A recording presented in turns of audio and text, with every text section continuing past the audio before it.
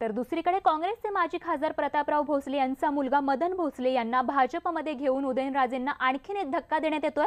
आज महाराष्ट्राचे मुख्यमंत्री देवेंद्र फडणवीस यांच्या उपस्थितीत साताऱ्यातील भुईंज इथल्या साखर कारखान्याच्या एका कार्यक्रमात मदन भोसले हे भाजपमध्ये प्रवेश करणार आहेत। संदीप राजगोळकर आमचे प्रतिनिधी आपल्या सोबत आहेत। संदीप, एकूणच मदन भोसले यांच्या भाजप प्रवेशावरून भाजपची नेमकी काय रणनीती समजायची?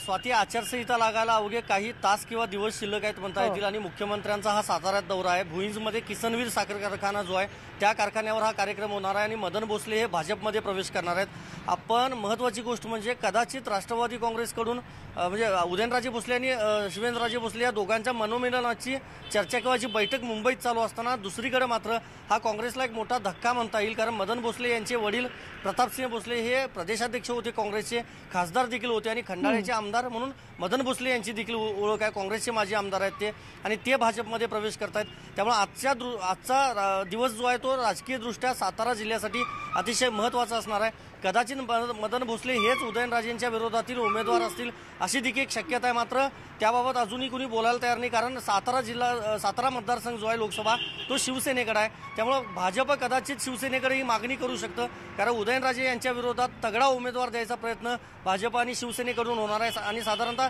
1 ते 1.5 वाजता मुख्यमंत्री भुईंजमधल्या साखर कारखान्यावर दाखल होणार आहेत आणि तिथं डिस्टिलरी प्रकल्पाचं उद्घाटन मुख्यमंत्र्यांच्या हस्ते होणार आहे आणि त्यानंतर मदन भोसले यांचा भाजपमध्ये प्रवेश होणार आहे। स्वाती, अगदी संदीप, पण अशीच अपडेट साताऱ्यातून आमच्यापर्यंत पोहोचवत राहा। तुर्तास धन्यवाद या माहितीसाठी। आणि आता आणखीन एक महत्त्वाची बातमी, निवडणूक आयोगाची या ठिकाणी बैठक सुरू झालेली आहे। देशभराचं लक्ष खरं तर निवडणूक आयोगाच्या या बैठकीकडे लागलेलं आहे, कारण या बैठकीमध्ये आचारसंहितेसंदर्भात आणि एकूणच येऊ घातलेल्या निवडणुकांच्या तारखांबाबत महत्त्वाचा निर्णय होणं अपेक्षित आहे। लोकसभा निवडणुकीच्या तयारीसाठी निवडणूक आयोगाची एक महत्त्वाची बैठक या ठिकाणी सुरू झाली आहे। ज्या बैठकीमध्ये लोकसभा निवडणुकीच्या तारखांची घोषणा होऊ शकते, त्याचबरोबर आचारसंहिता कधीपासून लागू होणार या संदर्भात देखील निर्णय येणं अपेक्षित आहे। प्रशांत लीला रामदास आमचे प्रतिनिधी अधिक तपशील देत आहेत। प्रशांत, बैठक सुरू झाली आहे, काय तपशील?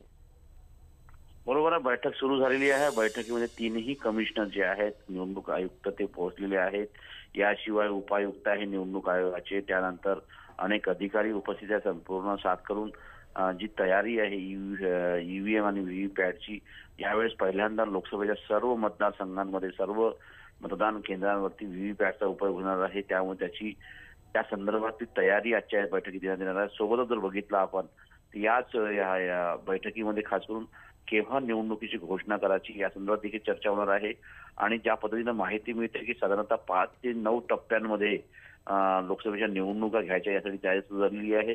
सोबतच हे जे टप्पे निश्चित करण्यात येणार आहे निमलष्करी दलाच्या उपलब्धीनुसारच निश्चित करण्यात येणार आहे अशीही माहिती प्राप्त होत आहे।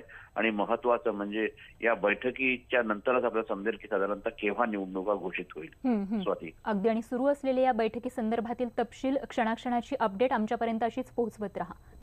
आणि आता पुण्यातून एक धक्कादायक बातमी आहे। पुणे जिल्ह्यातल्या वडगाव मावळमध्ये पोलीस उपनिरीक्षकावर गोळीबार करण्यात आल्याची धक्कादायक घटना घडली आहे। यामध्ये पोलीस उपनिरीक्षक नितीन मोहिते जखमी झाले। मावळमध्ये ऑर्केस्ट्राच्या नावाखाली फ्लेवर्स हॉटेलमध्ये डान्स बार सुरू होता। या हॉटेलच्या बाहेर भांडण सुरू असल्याची माहिती पोलिसांना मिळाली। दादा ढवळे आणि मनोज तेलगू यांच्यात वाद सुरू होता आणि त्याचवेळी रात्रपाळीला असणारे पोलीस निरीक्षक नितीन मोहिते घटनास्थळी दाखल झाले आणि त्यावेळी आरोपी दादा ढवळे हा शौचालयात जाऊन लपून बसला। मोहिते यांनी आरोपीला बाहेर काढल्यानंतर दादा ढवळे यांनी स्वतःकडे असलेल्या पिस्तुलामधून मोहिते यांच्यावर गोळी झाडली, ज्याच्यामध्ये मोहिते जखमी झाले तर त्यांच्यावर सध्या उपचार सुरू आहेत। या प्रकरणी दादा ढवळे, सुनील पालखी आणि संतोष उर्फ बिट्ट्या गायकवाडला अटक करण्यात आली आहे।